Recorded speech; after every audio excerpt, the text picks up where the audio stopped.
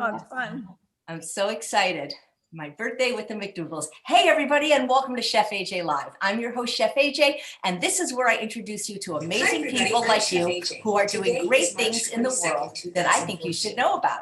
So today we have on one of my very favorite families. When I knew that I was going to do a show on my birthday, by the way, today's my 61st birthday, I wanted Dr. McDougall to come on. So I invited him. He said, well, that's Heather's birthday. I'm like, well, then let's have Heather too. So she's my birthday twin, Heather McDougall. And also her parents are here, Dr. John and Mary McDougall. Now, whenever there's a doctor, you guys send in a bunch of questions, and these are very highly personal medical questions.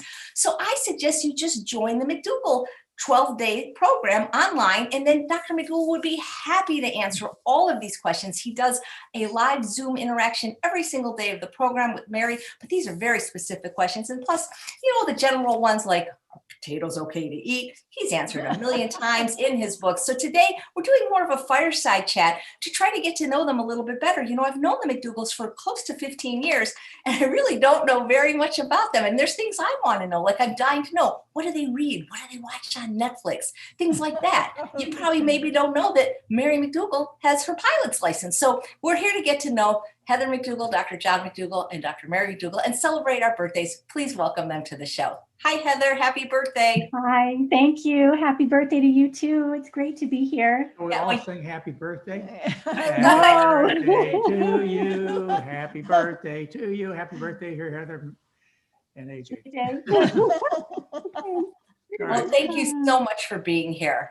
So I don't know where to start. We'll see if there's questions in the chat, but how did you celebrate your birthday growing up as a McDougall, Heather, or how did all the family celebrate?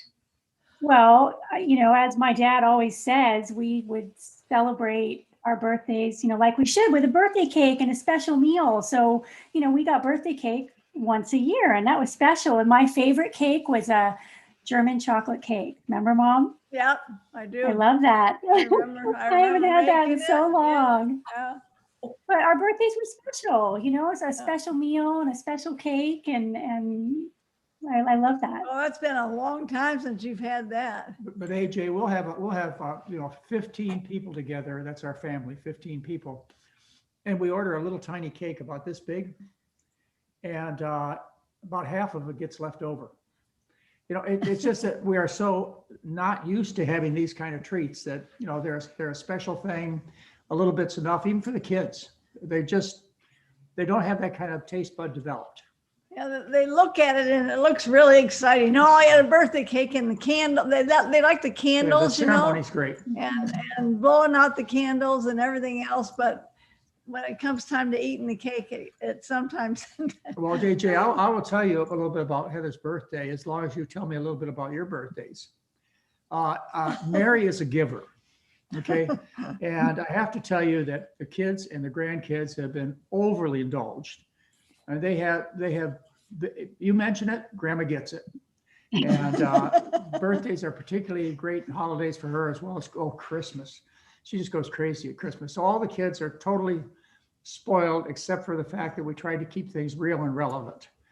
And so I think they turned out to be pretty Well, good I'm kids. getting to be better, but No, it you're not. used to be when it was Heather's birthday, there would be a stack of presents that. Still the same way with the grandkids. Yeah, I still do. Still the same way. You remember that, don't you, Heather? It would be a huge stack of presents, and that compensated for my lack of interest. I always say, we're a team when it comes to the nice things that she did. I got a little credit.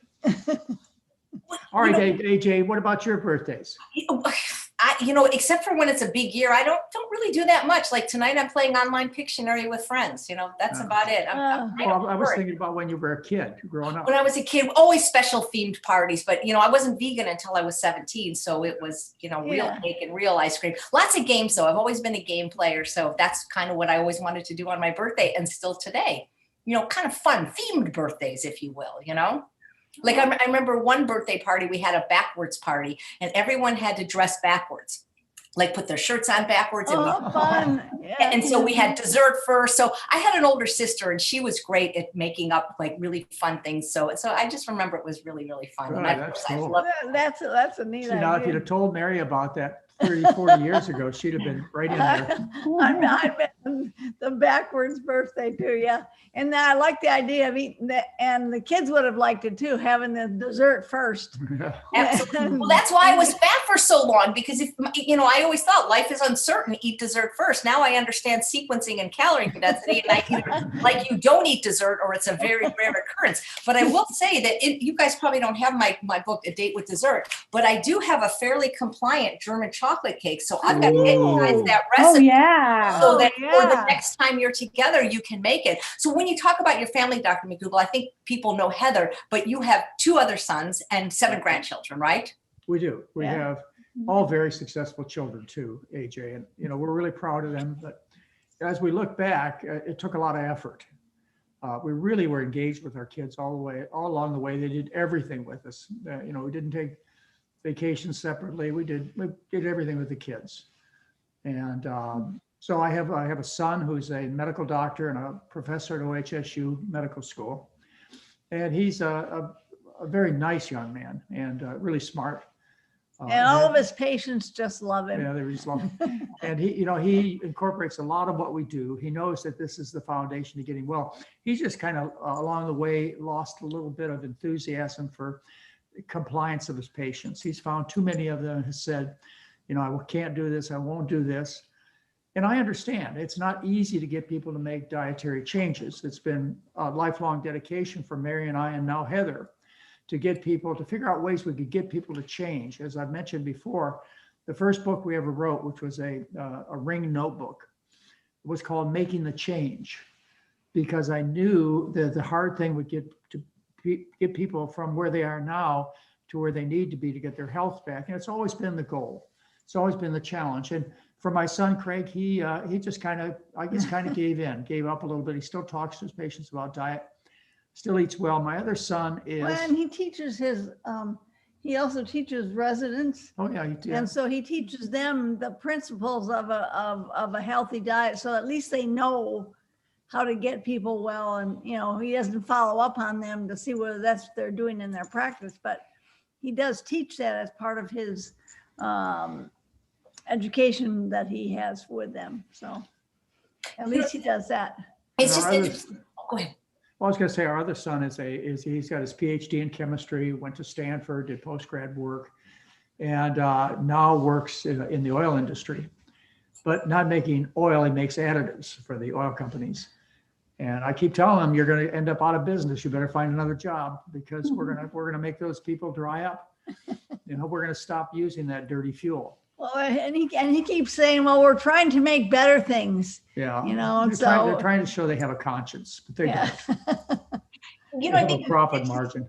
it's interesting because so many people that I talk to that try to get on the healthy path, especially if they want to lose weight, find that the problem is their families aren't on board. It's more often the wife wants to do it and the husband isn't and the kid isn't. But it's so nice that your whole family never seemed to give you any resistance to this. Or when you talk to the Campbell family or the Esselstyn family, why do you think it's so? Is it because you guys are doctors, or because why don't other families? I think, AJ, it's because of what I mentioned before. We put a lot of effort, just like Esselstyn and Campbell have done. I know their families, and they went on ski trips with them. They traveled with them. They spent all their efforts into making the family work. And I think that's the difference, is that orientation. And you're right, all of our family members eat the same way. I can't say they're all strict vegans, pretty close though. And we happen to have both of our sons married Asian women. They're actually half Asian. And so they came from families where rice eating was the common food. And it was really easy for them to adopt our kind of eating because they'd always eaten that way and they never really liked the meat and the fish and so on. So they fit in really well with our family. So we have Hopahali daughter-in-laws, and I don't know what quarter Asian kids are, but we have several kids that are quarter Asian, which of course is a very interesting topic these days with all the bigotry that goes out and all the discussion about Asian hate. And, I kind of sit back and I go, what? Well, and the interesting thing is that our granddaughter looks Asian. Yeah. And our grandson doesn't look Asian at all. And that's I mean, on he- Craig's side. And Yeah. Patrick's side, I say both the boys don't look Asian much. No, They're not dark much. hair. But that's all, yeah. But no, I don't think anybody would, But Chloe. Chloe's definitely. You'd very, recognize very- her as. And they Asian. spend time in Japan, so they're bilingual. Anyway, I don't think it happens by accident, AJ, that people end up having a great family. I think it just takes a lot of work. And a lot Oh, of Heather, Dad, dedication. it was educating us, our whole lives growing up. You really taught us about food and the effects it had on our health. You didn't just say, don't eat dairy, don't eat meat. You explained to us why. And so, you let us make a few of we our weren't own decisions. We weren't And policemen. yeah, but we came to the correct point and, where we're at now. And I educate my boys the same way, teach them about the food, teach them what certain foods do, and then let them make their own decisions. And hopefully they'll end up, in the right space. Well, but they So- sort of are already. Yeah. They like They like fruit, starch. simple food and starch. They like simple foods. They don't like fancy stuff. And to and- mention, they're the fastest kids in the school, okay? And probably the three handsomest boys too. You're a bit biased, Dad. Well, it must make it easy then when the family gets together because there's not dissension about food. No, But we know that- no. We know that at one point Heather had a slight little rebellion at one point, and I think it kind of Just a intersected. few. Oh, just a few. Let me tell you about some of our other rebellions. Oh, no. For us to be, because we didn't have any money when we started out, like most families, and for us to show our parents, both of our parents were alive then, and to show our children the world, what we started an adventure travel business. And of course, all of our kids went on all the trips. In fact, Heather did some of the pre-trips herself. And we would take them along with somewhere between 80 and 150 people to Costa Rica, to Panama, to Peru. We took them down the Amazon. And our family was always a big part of that. And of course, all the trips were vegan. And I have to say, I don't know whether it was our family or not, or any of our kids, but I know some of the passengers snuck down and ate with the crew. Me. She didn't do that. No, I didn't think she did. Yeah, well, Most of my digressions were when I was younger, Yeah. going to McDougall's at the bus stop and, that I Yeah. cheated with food. That was my way to rebel. I can still remember Craig having, that burger place that was kind of near the high school where Oh, yeah. Jason Oh, goes yeah. to school in now. Larkfield Center. Yeah, Yeah. and Larkfield. They're still there. Yeah. Yeah, are they? Yeah. Okay, well, Craig had this, or he and his friends had this bet that his friends tried to bet him that he could eat a hamburger instead of, because they serve veggie burgers there, and he would eat those. And he thought, well, I'll try it, and that was his one. I mean, he didn't eat it. He thought it was terrible. But he tried it because his friends bet him that he wouldn't.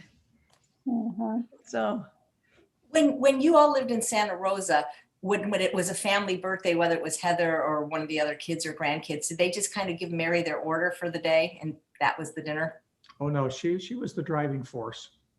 well, She we planned the had- meals, the presents, everything, because this is her holiday along with Christmas. It's a birthday. And whenever Mary can get into, this is why I think our relationship had worked so well over these 50 years. 50 years, huh? is that I'm not all that easy to get along with, as you can imagine, AJ. And Mary's always been the quieting influence in our relationship. But there are certain parts of our family situation that she's taken over with remarkable enthusiasm. And one is the care of the kids and the grandkids. She's a great grandma and was a great mom.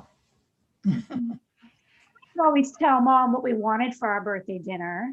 Yeah. What kind of cake we wanted, because the other boys, they like strawberry cake with strawberry frosting, right? Yeah. I was always chocolate, and I would like lasagna with garlic bread, and I think that was always a favorite birthday. Yeah. was the lasagna, but it's the lasagna that's in my cookbooks. It's the same one that I always make. So it wasn't like it was a terrible thing that I made and I used all these forbidden foods. It was just a regular one, but it was richer than I would usually make.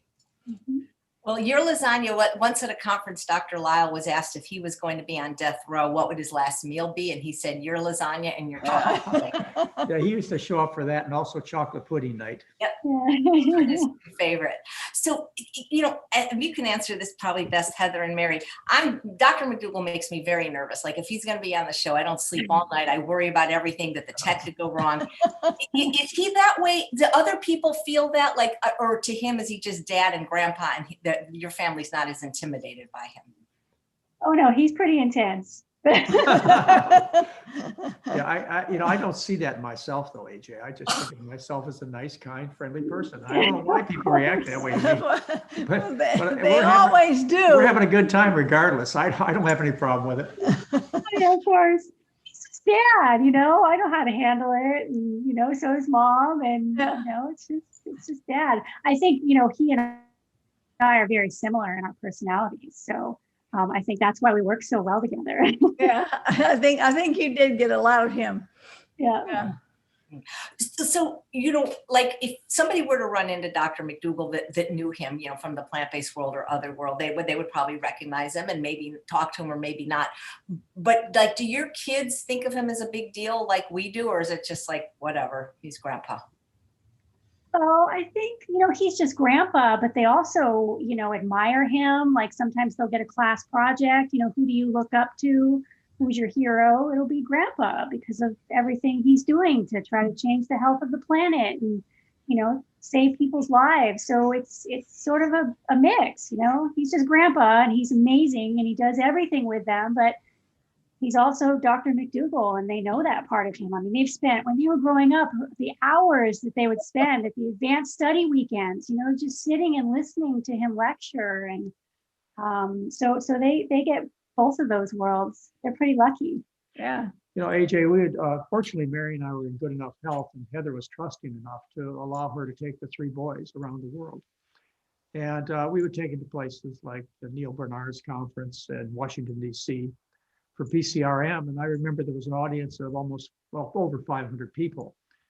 And Mary and the 3 boys always, whatever lecture I gave, they would always sit in the front row. And this was a setup because I always started every lecture by saying, I want to introduce you to 4 of the most important people in my life.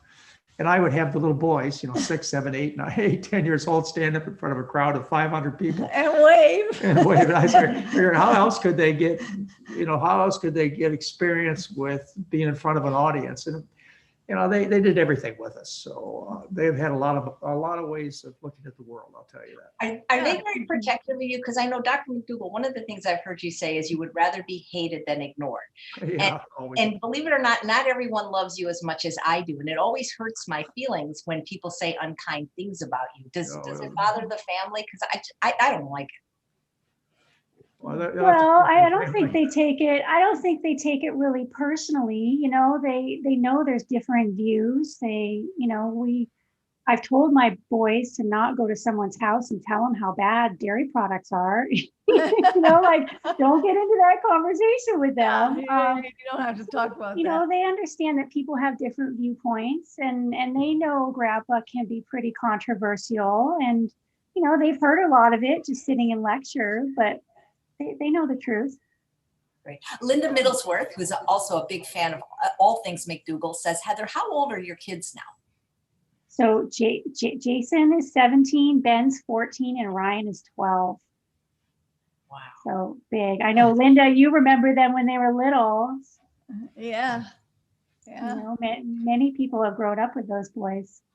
I can still remember when we first started our live-in program and you were pregnant with Jason and bringing him into some of the lectures in his little car seat thing that fit in the car seat and you could take it out so he didn't wake up. Yeah. He'd be in my backpack Yeah, and, in your backpack. yeah. The night Heather gave birth, I'll never forget, to Jason. I was giving a lecture to about 200 people in Santa Rosa at one of our advanced study weekends. And I stood up and I said, I'm now a grandfather. And it changed my life more than anything else that I could imagine. So you look at Yeah, things completely different. That was one that I missed because Yeah, I yeah. was at That- Jason's. yeah. This is That's delivered. the I was only at Jason's McDougall birth. event I've ever missed. Yeah. You and me, Mom. Yeah, I want to clarify something, AJ, is that people may have a lot of opinions about me, but I never make personal enemies. If you look around, in fact, people get upset with me because they find me very difficult to argue with or to make me mad. So, I just present the way things are, and I never, ever, ever get personal. And this is the way my personality is. Other people run into confrontations, I solve them. Have you ever been wrong about anything, Dr. McDougall? I don't mean like, no. Very funny. All the time. But I'm open to change. So I'd have to say, which is a problem because my children have criticized me because I haven't changed. Like I remember Craig came to me after reading the Starch Solution. He says, Dad, this is just like the McDougall plan that you wrote 30 years ago. I said, why did you write the same book over and over again? I said, well, it's the truth. And he says, well, you don't change like the other doctors do out there. I said, there's no reason to change. The truth is the truth. It always remains the truth. And I don't know, maybe some people would like me to change. Maybe they find me more valuable or open-minded or whatever, but I'm sorry, I'm not going to change because I know what the truth is. And when it comes to food and most medical care, I know what the truth is. And I'm going to tell you whether you like it or not. Mary, it seems like you have the perfect personality for being married to Dr. McDougall. Do you have any secrets? Oh, I think so. I don't know if I have any secrets. She's just the nicest person in the world. I'm just Kind, AJ, patient. let me tell you how you can relate. There's a guy named Charles who has a similar personality, who was fortunate enough to marry a very interesting person named AJ. One of the things I told Mary when we first got married is you won't be always happy, but you're never going to be bored. And that's been true. And I've led her in a lot of directions, but as you mentioned, she took me on a wild ride about 20 years ago. She decided she wanted to fly an airplane. And I was raised with airplanes. My dad was a pilot. We had a couple airplanes when I was growing up. And she wanted to fly an airplane. And what she thought she was going to do was to get in the airplane and drive me up to Washington, Seattle, so I could do a lecture and then drive me home. Well, let me tell you, that resulted in 5 years of a tremendous amount of dedication to learning how to be pilots. Mary is an IFR rated and capable pilot. She flies a twin engine airplane all over the country. And I mean all over the country. We've flown it to Mexico. We've flown it up to Canada, Detroit. Oh, Heather went with us. Yeah, Heather went with us, yeah. So, as far as her leading me in different directions, she's guilty. It cost me 5 years of my life, which I enjoyed somewhat. I like flying airplanes too. I'm a pilot. And Lots of money. a lot of money, tremendous. I can't tell you how much 2 airplanes cost. But it was But business. remember that trip we went on to Yellowstone, the Oh, Grand yeah. Tetons, and Mount Rushmore, and Oshkosh, Wisconsin, to see the air Airplane show, show, and then Detroit to go see Grandma and Grandpa's 50th wedding anniversary, Yes. right? Yeah. And I'll they never wouldn't- forget that. They wouldn't let me land in Detroit Metro because they didn't think I could land remember in the that. big jet airliners. And so they flew me out into Canada for about a half an hour. And finally I said, are you going to land me or not? And they did. And it wasn't a very friendly experience. These big airports don't like to have small airplanes come in unless they know they're experienced. And I developed a reputation at San Francisco airport. So whenever I flew down there, Oh, yeah, they knew him, so they let him that was where our land. food company was. It was about 2 city blocks from SFO. And so I'd fly down there 2 or 3 times a week to do business. And they knew when our airplane 3695 Lima came into the pattern that they could land me between 2 jumbo jets and I'd be just fine. So would they. But anyway, Because he could land and get off right away. that was a whole other part of our life, was flying airplanes. Thank goodness that's over with. Well, before that though, we did sailboats. Yeah. We started out with sailboats. Heather, practically grew up on a sailboat. We sailed all over the Hawaiian Islands. Heather probably remembers the time when many times we'd be sailing between the islands and there'd be big whales next to the boat. Yeah. We'd I sing songs remember to the whales. clinging for dear life. Huge waves. Oh my God. But some of the best times of my life, sailing to Molokai and Lanai, and we didn't camping, we went sailing. I was talking to Dad just the other day about, do you remember that harbor on Lanai where the pineapple boats? Yes, the pineapple boats would dock. I love that. But it'd be just us, we had that whole bay all to ourselves. Yeah. And that was so great. We were not fair weather sailors. Whatever the weather was, we usually went. And it got pretty rough out there sometimes. But I always knew when we were sailing, when we were flying, that I just had to look at you guys. And if you were calm, everything was okay. I would just look to you for reassurance and it's gonna be okay. It's gonna be Always okay. did. Mom and Dad get scared. If they're scared, we're gonna be okay. You were a little worried one day when we flew home from our ski condo. Tahoe, I remember that. You'll never forget that day. It was probably not a good idea for me to fly that day, but I was. Heather had to go home. She had to go home. Get home for some reason. Yeah. Too funny. Yeah, that's a very difficult airport to fly out of. Yeah. The Tahoe. Well, it's so the elevation is so high, and there's mountains everywhere. Yeah. Yeah. So here's a fun question for you, Heather, or actually all the McDougalls, because there's other grandchildren other than yours. Are any of them going into the family business? Good question. They're all smart enough to, and they've been around this life. So who knows? That would be wonderful to keep it going. But we don't know yet. None of our kids none of the grandkids have really, and they're young anyway. But I talked to Ryan and I talked to Ben and I asked about what their favorite subjects are, and they say science and math. Science and math. So all of there's a them. good chance they will end up in Jason too. There's a good chance they'll end up in some similar field. I mean, that's how I ended up in this field, is, not thinking that I was capable of becoming a doctor. I discovered I was after being hospitalized for 2 weeks in Grace Hospital after a stroke.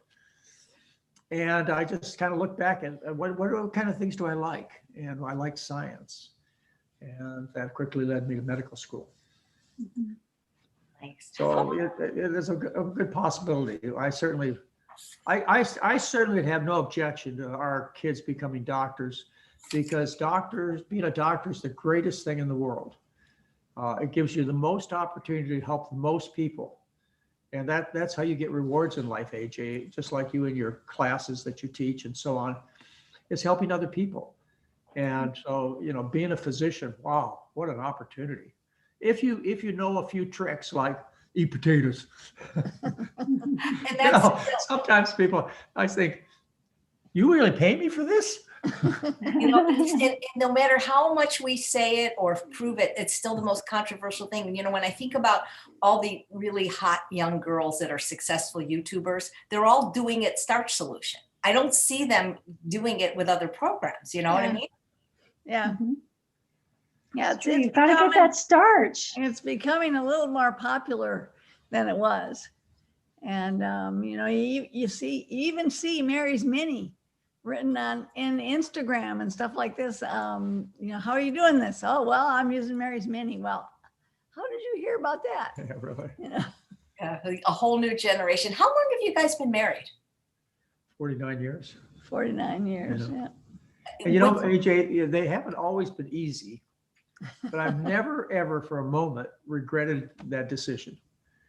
And I'm always thankful Mary said yes. Took her a long time to say yes, but she finally said yes. It didn't take me a long time to say yes to getting married. It took me a while to say yes to go out on a date. Yeah, it took me at least 3 weeks to get a date, much less But then I won her over. Yeah, you My only charming dated personality for won her 3 over. months. They Yeah, got really? married really quick. Yeah, we Yeah. got married in 3 months, or engaged in 3 months, then married 3 months later. And it was easy for me, AJ, because, and I told you this once before, I never told your crowd. My parents told me a couple of principles that carried me through to picking the right mate. One was, John, you had to be honest with yourself. And so I dated many young women in my life, and I never felt like I wanted to be married to any of them. I was honest with all of them, even though I had a great time. You know, they weren't the woman. And when I met Mary, she was. And the second thing they told me is that you have to marry a happy person because you're never going to make her happy. I took that personally initially, but the truth is you can't change people. And so if you marry a miserable person, that's what you get. And Mary, she was a happy person, and that, what can I say? And I've had a happy life, 49 great years. Was it 49 years this year, or is this year you're going to celebrate your 50th? 50th this year. It'll be 50 this Yeah. year, but not until next January. Oh. Yeah, that's right, January. So Mary, what attracted you to Dr. McDougall? Because I mean, I saw pictures of him. He was really handsome when he was He young. was I mean, handsome, yeah. Yeah, but she used to listen in the operating room, and I was a little taken back by this. She could tell when I was coming down the hall. We worked together in surgery at a hospital. She was a surgical nurse, and I was a medical student. Because when I walk with a limp that causes my foot to strike the floor in a very characteristic way. So she could hear me coming down the hall. Even when I was in surgery and all scrubbed and we were working on a patient, I could tell when John was coming down the hall to either join the surgery or to just peek in and see what we were doing, because I could hear his limp. And it's really funny because our youngest son, Craig, when he learned how to walk, his first steps were with a limp. Because how people walked. that is hilarious. Yeah. What did you guys do growing up as a family, Heather? Like, did you have, like, I don't know, movie nights or game nights, or just what was it like? Well, I don't know. We had lots of family time together. I mean, we would go out on, different day trips, and Well, you see, we you know, lived on Hawaii and on Oahu. There wasn't a whole lot to do. You know, the island is kind of small. So what we did is local stuff. we'd walk on the beach. And Dad was a big windsurfer back then, so we'd spend a lot of time on the beach watching him windsurf. And like we were talking about, sailing was a huge part of what we did. So we were always down at the yacht club and playing there and playing around the boat. And we were a lot about the ocean. That was a lot of course, living on Hawaii, a lot of what our life centered around. And we lived right by the beach. So Do you still remember the sandbar in Kaneohe Bay? oh yeah, that we'd go and camp at. The baby hammerhead sharks that we saw? Oh yeah, and the little sea worms. And Yeah. And the one night that the tide went out, and I woke up and the boat was outside. I kept rolling on the Pat. We had a lot of fun. What was your wedding like? Ours? Oh, it was very small. We just had family there. It was, maybe 20 Yeah, people probably. at the most. We didn't have a big wedding. Wow. That's amazing. What do you guys do for fun? Like, in general, like, I always want to know, it seems like that you, Dr. McDougall, I'm guessing you watch more serious type things than fun things. You mean television-wise? We watch comedies. Okay. Well, like, what are you Comedies enjoying? And do you enjoy any shows on Netflix or Amazon? Like, what do you watch for TV? If you maybe do watch TV. We watch the news. We watch way too much news, for sure. Yeah. And but otherwise, we watch rather liberal commentaries. I could name the names, but it's not important. Those of you who follow our type of thinking know exactly who I'm talking about, who the liberal pundits are. We don't do too well with a conservative point of view, particularly one that's oriented towards white supremacy and bigotry. We do very terrible with that. So you know, that's the way you like it. I don't care, you know. But we like action movies sometimes, and sometimes we like comedies, and it kind of depends. Like when we used to have Heather's kids over at night, we watch a movie at night, and we'd pick, you know, whatever they wanted to watch. Yeah, And things their parents would never let them watch.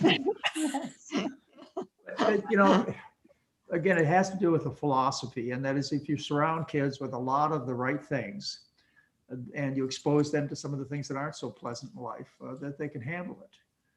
And, you know, what we wanted to have, and we ended up with very well-rounded, very solid. Look at Heather. Look how successful she is in life. Solid children. I have no reason to believe otherwise for our grandkids. I cannot think of one of my 7 grandkids that is destined to fail. You know, I imagine that at an early age, you could see that in a kid. I see nothing but success in these kids because of their parents. And of course, that's because of their parents. Well, you know what they say, the apple doesn't fall far from the tree. I guess not. Lots of your biggest fans are watching today, like Zena and Daryl. And Zena has a great question for you guys. Did your 2 brothers find your significant others and then convert them to plant-based after dating, or were they already plant-based when you guys found your partners? I found mine and converted him. He was meat and potatoes, didn't really know anything about this lifestyle or what I did. And so, you know, it was just a gradual transition, just cooking for him and letting him know how good this food was and how good you feel when you eat this food. And, you know, no pressure, just no judgment. But clearly I wouldn't be able to be with someone that ate completely opposite than I did. So he was going to come along for the ride. But yeah, it was just, you know, leading by example was how I did it. And then, you know, Craig and Patrick, their wives were more along the plant-based line than I was. I mean, being Asian, a lot of their diet, rice, veggies, tofu. I mean, they were already eating really well. So I think the transition for them was a bit easier, but, you know, all of them are loving this lifestyle and eating this way along with the us. grandkids too. Yeah, the grandkids. All the kids it's just sort of, this is the way we eat, you know, and it's really never come up.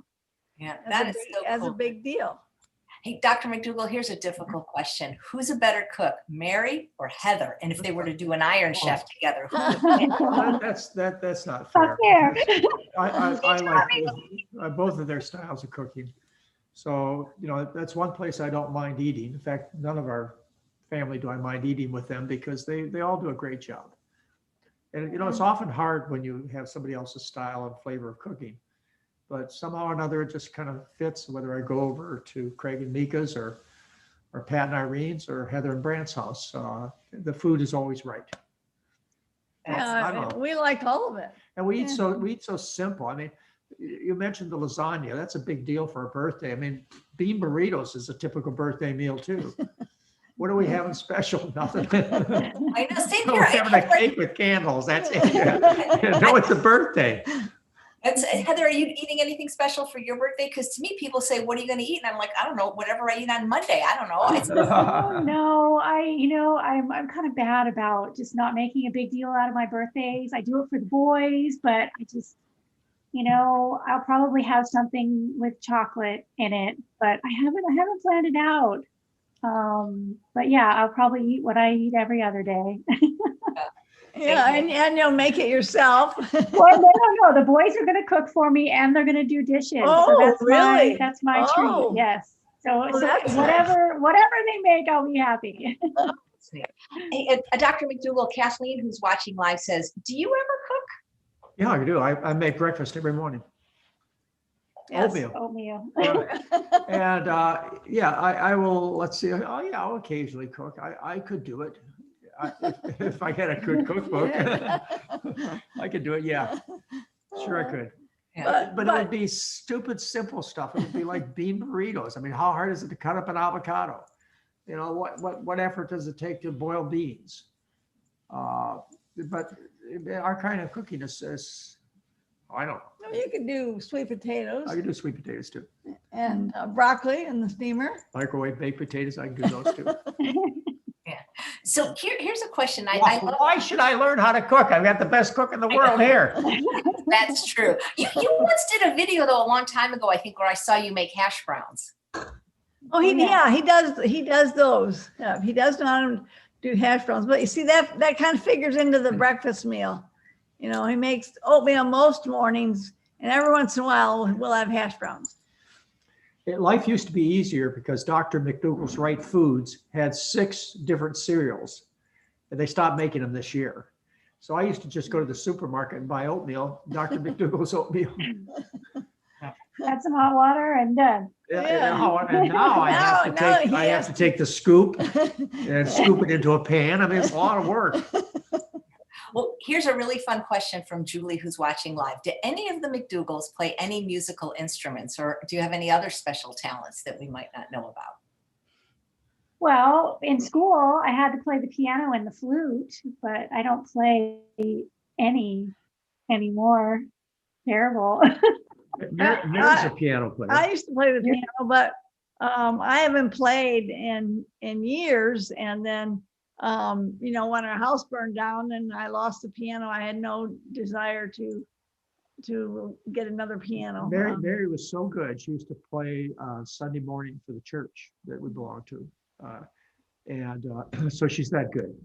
Yeah, that's what I was going to say. I mean, Mom is so good that even if she hasn't played for years, she could just go right back to it. I mean, I could not do that. I don't remember any of it, but yeah, I remember. Because I still remember how to read notes and things like that. So it would just take me a couple of weeks and I'd be playing again.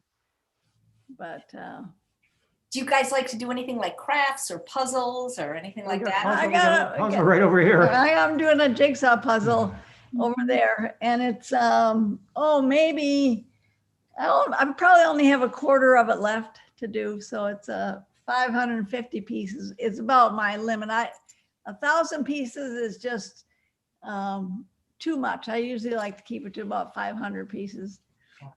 I like puzzles too. And you know, occasionally I come over and find a piece that goes to a special spot, and the grandkids really like. Yeah, so you can't get them too complex. Yeah. If you guys were offered a reality show, would you do it? I don't know why. We have enough reality shows with you, AJ. Yes, spot on. So, you know, except for the fact that I have to say that, you know, based on what I see in other people's lives, in general, we're pretty happy people. And again, I think that starts from the, you know, finding a happy person to be with. Find somebody who loves life to be with, and pick that for your mate or your friend. Your you know, the people around you, surrounded very positive people. And Mary's always been that way. She's always been there to support me. And as I mentioned, when she went crazy about airplanes, I was there to support her. Yeah. I never wanted to fly an airplane. I flew them with my dad when I was a kid.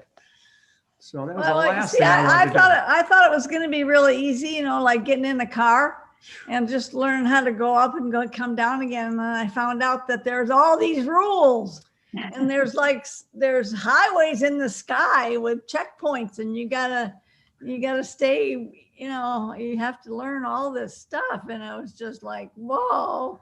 And I had to get involved. And so I remember at that time we belonged to an athletic club, and I had this big, huge textbook, and I would take it with me and I'd put it on the treadmill and I would read all about airplanes while I was walking on the treadmill. So I have to say, AJ, compared to going to medical school, becoming an IFR instrument rated pilot was harder. It was the hardest thing that I ever did. And I think Mary could say the same thing, was to learn how to fly with the big boys. We were 10 days away from getting our license to fly a jet when we quit. And we quit. Yeah, we quit because we kind of lost the need for an airplane. We used to fly the airplane all over the country to do lectures. You know, rather than taking commercial, we would just fly our own airplane, and that was more convenient. So it was a business tool. I can't say I ever was a Sunday flyer. I never jumped in my airplane and said, let's go for a ride and look at the clouds. It would be like, I got to get to Los Angeles, like, in 3 hours or 8 hours, whatever it took. And it was a lot of fun. It was a big part of our lives. And it was kind of interesting. Mary's mom and dad were very conservative people. And of course, we had a huge mortgage on our house, like most everybody does. And he would see us off spending our money on airplanes and other things, and he used to get so upset with us. But I look back and I say, well, what if I'd have stuck the money in the bank? Instead of going out and doing the things that I can look back at now and say, boy, this was really fun. So I'm glad I spent all the money we had. And we're still spending all the money we have. I'll tell you, you don't expect, Heather, don't expect any inheritance, because you ain't getting any. Mom and I are spending it all. That's hilarious. Dr. McDougall, your advanced study weekends, in my opinion, were really the gold standard of, everybody does conferences now, but yours were really like, and I meant it when I said like the Academy Awards of the conferences.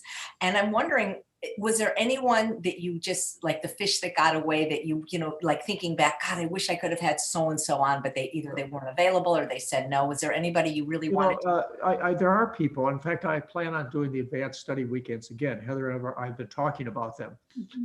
And with this day and age of doing so much over Zoom, telecommunication, I should be able to get anybody. I should be able to get Al Gore, Barack Obama, Joe Biden. You ever heard of him? I should be able to get him. I should be able to get the head of human health services. I should, in these new times. So I'd have to say that I would shoot for another category of fish. It's a bad analogy. Anyway, I would pick some of the movers and shakers in this world to interview, and I'd ask them tough questions, just like I ask all of our speakers. I always had the last word at the advanced study weekend. I don't know whether you were around enough to realize that, AJ, but yeah, absolutely. People would get up and they'd give their pitch, and I was always the last one to comment. And usually it was an experience that they learned from. Usually, occasionally I learned a few things in that encounter, but that was my time to give my orientation as to what they did that I thought was positive and where I thought there were some problems. And anyway, people kept coming. They kept coming back, AJ, like you. So I must not have been that unreasonable. No, always had a good time at the weekends. So we'll do them again. They'll just be virtual now. Well, Mary, why don't you do your celebrity chef weekend again? Because virtually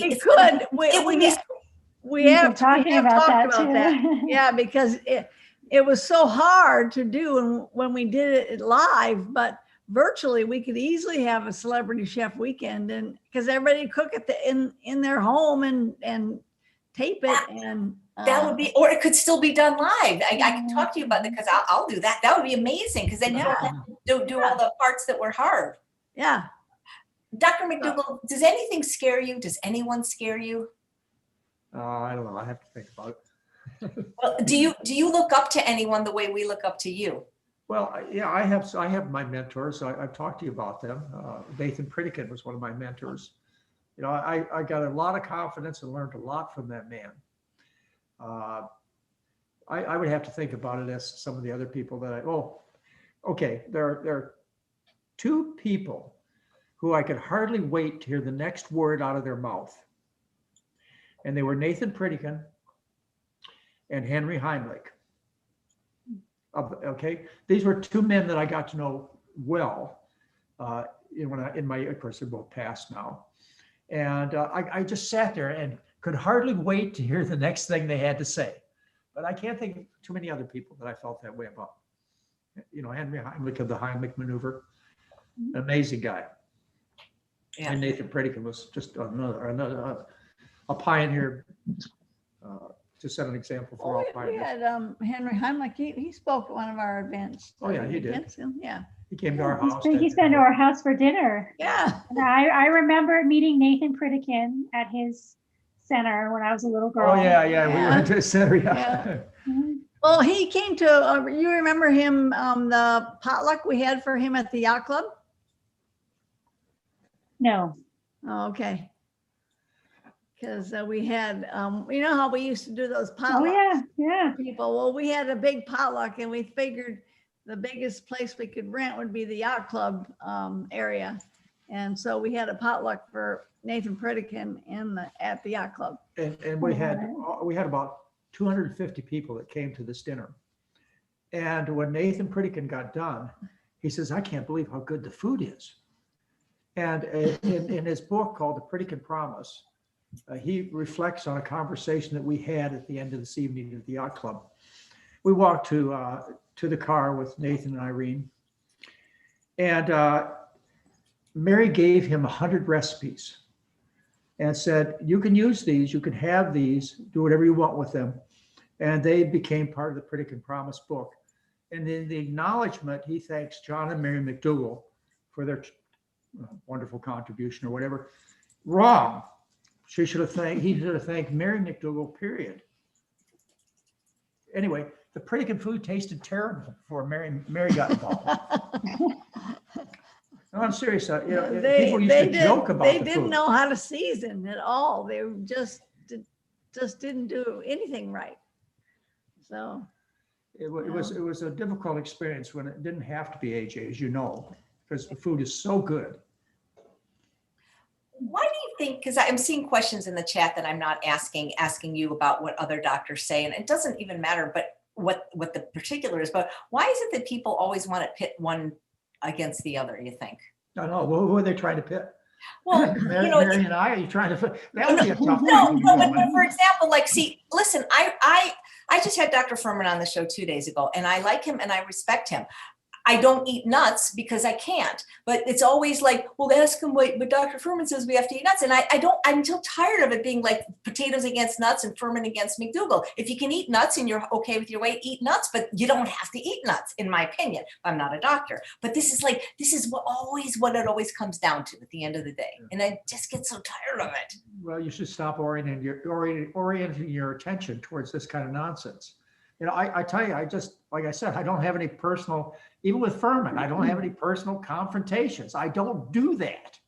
So, don't take it personal. Just, all right, you got your bias. I know you're wrong. Let's just move on. Well, Heather, you told me, I think it was in an interview, that when you were getting into the nuts, your weight was up. And when you guys had birds, your weight was up. Yes. Yeah, it's true. Those nuts. I mean, you can eat so many of them. You don't even think about it. And, just a handful a day and I'll be up 10 pounds. My pants won't fit. Because they just pop into your mouth. Roasted and salted, and, it'd be different if it was just raw nuts, but who buys those? Yeah, the dark chocolate covered almonds. Oh my gosh, So I just have to stay away from those.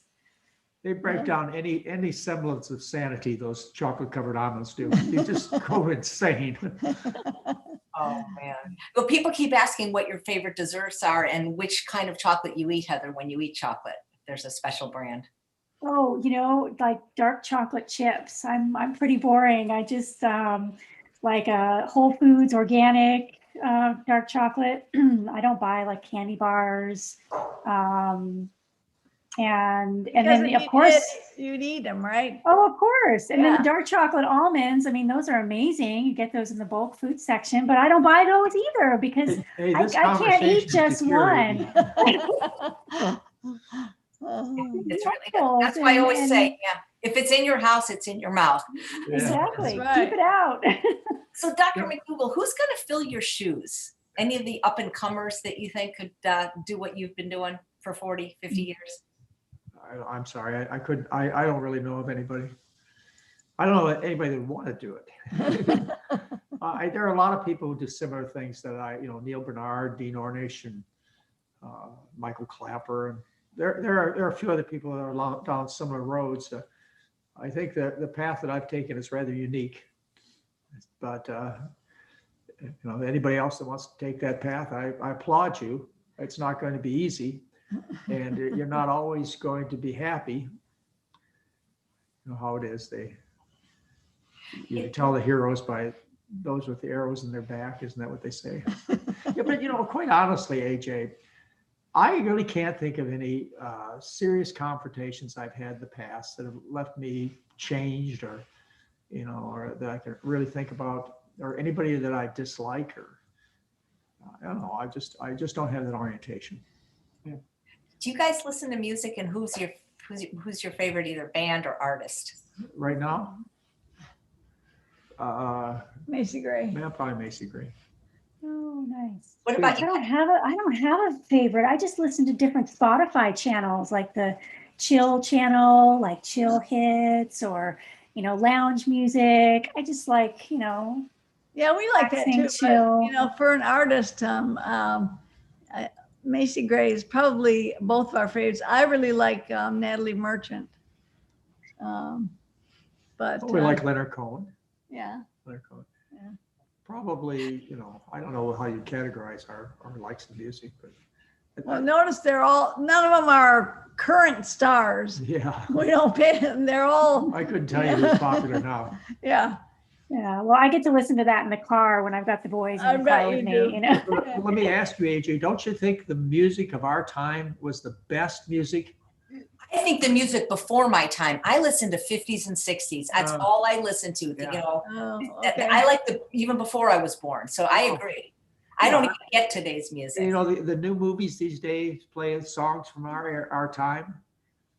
Yeah. It must be that we live the greatest time of all. What do you think? Yep, absolutely. The best of all times, the worst of all times. Yeah. Absolutely. Dr. McDougall, do you actually have an eidetic memory? Because when somebody asks you a question, you, without blinking an eye, you'll say, well, that was in my May 2017 newsletter. Yeah. Well, there are certain things I remember. There are other things I don't really well. I've asked him that before, and we were talking about that just the other night. I said, I can't remember where a recipe is that I want to make. I couldn't remember which newsletter it was in or which book it was in. I have to go look for it, or just wing it and start all over. But he can remember what year and what month and what the newsletter was even named, Well, I also have that kind of memory for research. There are certain research papers I can tell you where they were published, who the author was, what the findings were, and so on. AJ, it comes down to, I think, the things you like are the things you remember. And I really, really like what I do. And I like to write, I like to research, I like to put things together in a readable form.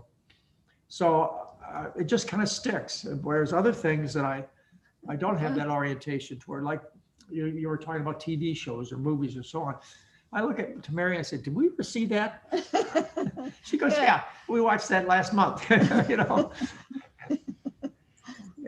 that does happen a lot. You should go on Jeopardy, Dr. McDougall. Oh, No, I don't think my general knowledge is that good. If they did a Jeopardy program on medical, nutritional, scientific research, I'd go. But if they put it on any other trivia, I'd be out of the picture. Yeah. So, Dr. McDougall, what do you really most want to be remembered for? I don't know, I suppose telling the truth. There's anything I'd like people to look back and say the McDougalls, or, we've heard many times people say we're ahead of our time. That's just a cop-out. What I hope someday people say is, well, Mary and John McDougall and AJ and Heather and other people who came to a similar understanding really changed the world because they told the truth. And unfortunately, you're being lied to, and the consequences are horrendous. You're losing your spouse, your parents, your children. It's not like a broken TV set that they're lying about. They're lying about your family, about you. So, I would have to say, if they look back, they'd say, well, Dr. McDougall, he was a renegade, and he, regardless of anything else, he told the truth. That's true. That's true. Well, I appreciate your time so much. I always love having you guys on. I mean, I could keep going, but I'd rather just keep having you back. Maybe Right. Where are the boys? How come the boys don't come on? I don't mean Heather's boys, but Patrick and Craig. Well, they have a different orientation in life. Yeah. I think Heather tells the story. really well. Patrick is very shy. He would not want to be in front of a group. I mean, he's head of his chemistry division at the oil company, but and he can give his chemistry presentations and take care of all these chemists that are working under him. But to give an interview or a speech to just the general public, he wouldn't like to do that. Is he handsome like Craig? Oh, yeah. Yeah, Yes. And very tall. very tall. Both of them are very tall, very handsome, very well spoken. Just, have They're a nice different people. orient. They're just nice people. And the other thing is they're going to be remembered for making a positive contribution in life. I think that's the yardstick by which to judge people. Is did they leave a positive contribution behind? I can say that about our 3 children, that they will leave a positive contribution. I already have behind, and I suppose that's what Mary and I have done too. As we've And that's the way I look at you too, AJ. Aw, You're making a positive contribution. You're look at all the people that you interview and get out there. So it's not like you're afraid to speak your mind and tell people what you think. You're making a positive contribution on millions of people. well, thank you. It's everything I learned. I always credit, I call them the big 3, the Father, Son, and the Holy Ghost. Dr. McDougall, Dr. Lyle, Dr. Goldhammer. That's where I learned it all. Oh, yeah. Well, My- that's Dr. Lyle and Dr. Goldhammer. You picked, again, a couple of very honest people who see things a little bit differently than other folks, but aren't afraid to tell the truth. A lot of people are trying to win a popularity contest. I don't know why, but Well, the thing is, when you tell the truth, you don't have to remember what you said. That's right. that's true. I like that. I like that. Yeah, it's good. That's what somebody once told me. Well, thank you so much for making my birthday so very special. If Hey, you want- happy birthday. Well, Happy birthday birthday. to you. Happy birthday to you, I Heather. know you guys have, your birthday's coming up, Mary in April, and Dr. McDougall Yes. in May, if you want to come on for them. I already have Dr. McDougall's present picked out. I texted Oh. Mary what I think if he would like it.